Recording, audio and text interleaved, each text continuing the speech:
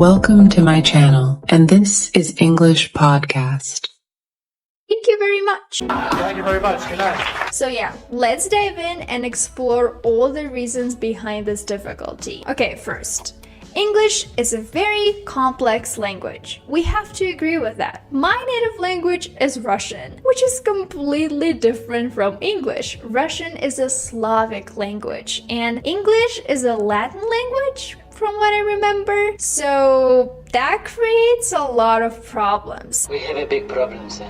And even if your native language is Spanish, for example, something that is closer to English than Russian, it is still hard because the grammar in English is complicated. There's so many words in English that you don't really know how to translate to your native language, and also homophones. There are a lot of words that sound the same but mean different things. A couple of days ago, I saw the sentence in English. I ate 8 eggs for breakfast in the morning. And I was like, I ate 8 eggs? 8? I don't even know what that means. We all understand, guys, from the context that it means I ate 8 eggs for breakfast in the morning, because the words 8 and 8 sound exactly the same, but they mean really different things. So these are homophones in English. Also, English grammar is so complicated. If you feel like you know everything, usually you don't, because sometimes even native speakers, yeah guys, native speakers make mistakes in English too. I was talking to a native speaking friend of mine. He is from the United States, you know, a native speaker, and he said, I would have ate. And I was like, you would have eaten? You mean? And he was like, yeah, I would have ate. And I was like, dude, this is wrong. According to English grammar, you have to say you would have eaten and not you would have ate. But guys, can you imagine? I decided to go to Youglish, a website that I recommend to use if you want to check, you know, something in English, pronunciation, for example, or whether or not people use a certain phrase in English. And there are so many native speakers who say, I would have ate. I was like, okay, pretty good. Interesting. When if you would have just ate the chocolate brownie and like appreciated it and savored it and looked. Obviously, guys, the fact that a lot of people say I would have ate doesn't make it right. Still, according to English grammar, it's correct to say I would have eaten. And if you're preparing for exams or tests, you have to know about that because it is a mistake after all. That monster. It would have eaten me alive. But the reason why I decided to mention here is that when you will be interacting with native speakers, and if you notice that they make a mistake, it's fine. Don't worry about it, because they make mistakes, you make mistakes. The most important thing is connection. You want to be able to talk to this person and kind of share your ideas, your thoughts, and your emotions. And honestly, a lot of people don't really care if you make mistakes in English or if you don't. So basically, I want you guys to feel okay about it, to feel okay about making mistakes. It's fine. Don't stress about it too much. And here is where we reach the second reason why so many people can't speak English. Fear. First of all, a lot of English learners feel judged. The universe has judged you.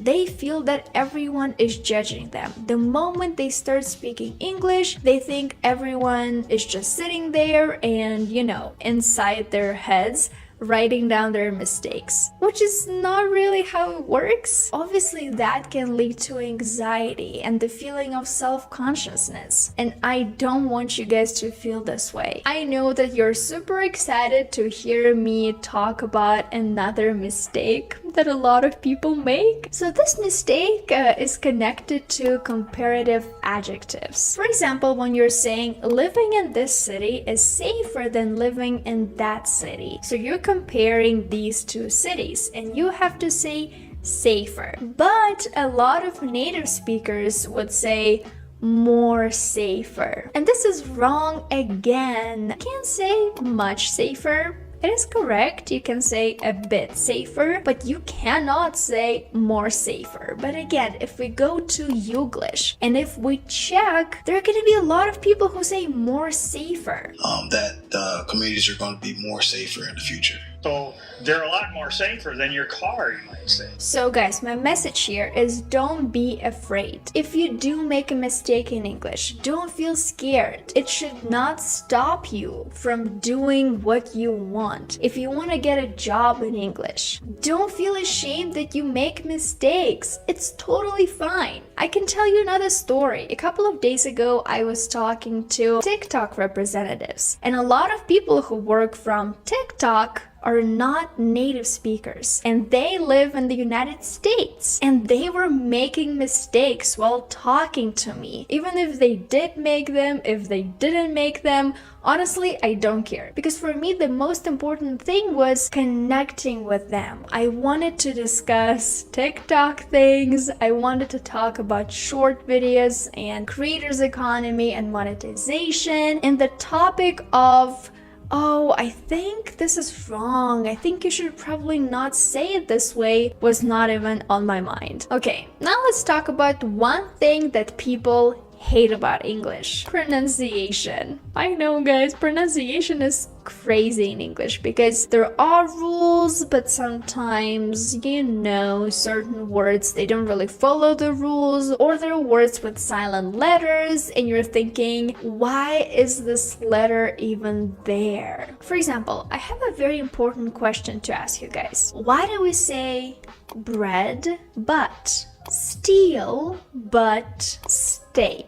All of these words have these two vowels, EA. Why is it that in every single word, this combination of letters is pronounced differently? Also, of course, our favorite silent letters, right? Like, why do we have to say island and not Iceland? Or Eastland, for example. And also, why do we have to say castle and not castle?